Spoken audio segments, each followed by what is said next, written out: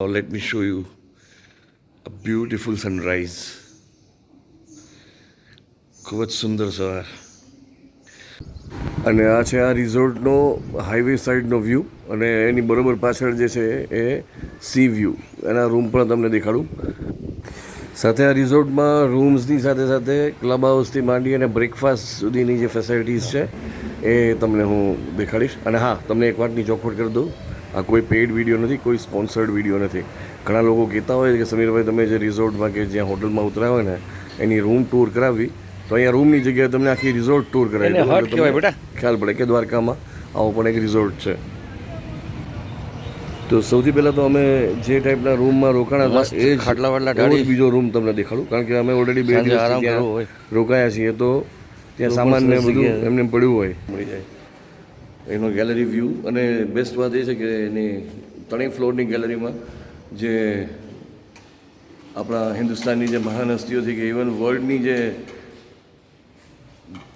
મોટી હસ્તીઓ રહી ગઈ, જેમ કે એપીજે અબ્દુલ કલામ સાહેબ છે, નેલ્સન મંડેલા, પ્રમુખ સ્વામી મહારાજ, એ બધાના જીવન ચરિત્રો પરથી કોઈને કોઈ કોટ્સ લીધેલા છે.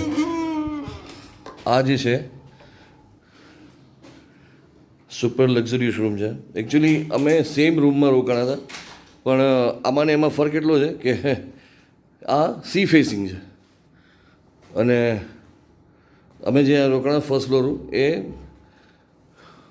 રોડ ફેસિંગ છે. હવે એકચ્યુઅલી અમે 2 દિવસ જે રૂમમાં રોકાણા હતા, હવે ત્યાંની હાલત તો તમને અત્યારે દેખાડી ન શકાય, અને રાત્રે 1-1:30 વાગ્યા હતા ત્યારે હું તમને પેલું શું કહેવાય રૂમ ટૂર પણ ના આપી શકું, એટલા બધા ટાયર્ડ હતા. સામે દ્વારકાનો દરિયા કિનારો, પવન ચક્કીઓ, અને આ નીચે મસ્ત ગાર્ડન છે, સામે સ્વિમિંગ પુલ છે.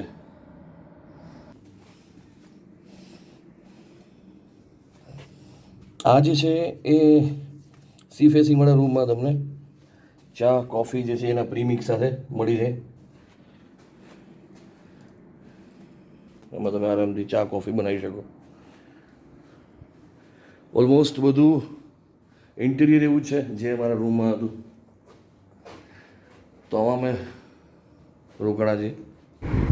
જો કે આના કરતાં મોટા રૂમ્સ પણ છે, ફેમિલી રૂમ્સ, કે જ્યાં આરામથી 4-5 લોકો રહી શકે, આટલા જ લક્ઝુરિયસ છે. પણ જો કે ઓક્યુપાઈડ હતા અત્યાર સુધી, એટલે હું તમને નહીં દેખાડી શકું.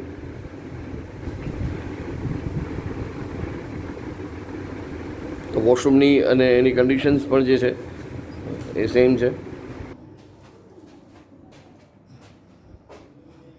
તો આ છે આજનો અમારો breakfast, jam, bread butter, along with tea, coffee, કેરલટ્સ,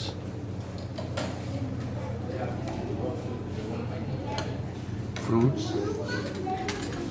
khakhra, idli, aloo paratha, South Indian અને ચટણી છે, khaman dhokla, sambar, curd, tea and coffee. જો કે આ રિઝોર્ટમાં બ્રેકફાસ્ટ જે છે એ ઓપ્શનલ વસ્તુ છે. ચેકિંગ કરતી વખતે, રિસેપ્શન કાઉન્ટર ઉપર રૂમ રાખતી વખતે આમાં બ્રેકફાસ્ટ ઇન્ક્લુડ છે કે નહીં એ પહેલાં ચેક કરી લેવું, કારણ કે ઘણી વખત બ્રેકફાસ્ટ વગરના અને બ્રેકફાસ્ટવાળા અલગ અલગ રૂમ્સ હોય છે અહીંયા, અને કયા રૂમમાં કઈ રીતનું મળે છે એ જે તે સમયે સિચ્યુએશન ઉપર ડિપેન્ડ કરતું હોય છે. નોર્મલી આપણે લોકો ક્યાંય પ્રવાસમાં ગયા હોય તો હેવી બ્રેકફાસ્ટ કરીને નીકળવાનું વધારે પસંદ કરતા હોય, જેથી કરીને લંચ સ્કીપ કરવું પડે તો વાંધો ન આવે ને આપણે આખો દિવસ સરસ રીતે ફરી શકીએ. પણ મારા જેવા ફૂડ બ્લોગરે બ્રેકફાસ્ટમાં બધી વસ્તુ થોડી ટેસ્ટ કરી અને પછી દિવસનો આરામ કરવો પડે છે, જેથી કરીને આગળ પણ ક્યાંક ફૂડ ટેસ્ટિંગ કરવું પડે તો એક્ઝેજ્યુરેટ ના થઈ જાય, ઓવરડોઝ ના થઈ જાય. સો આ છે એનો સ્વિમિંગ પુલ.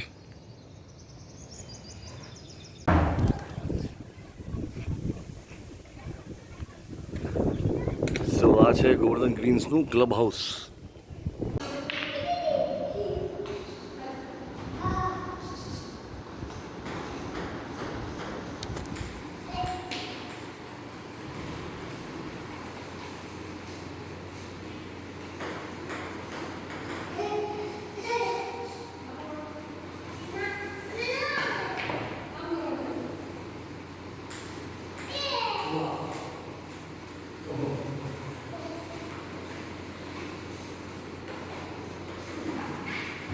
અહીંના ક્લબ હાઉસમાં તમને ઘણી ઇન્ડોર ગેમ્સ જોવા મળી જશે.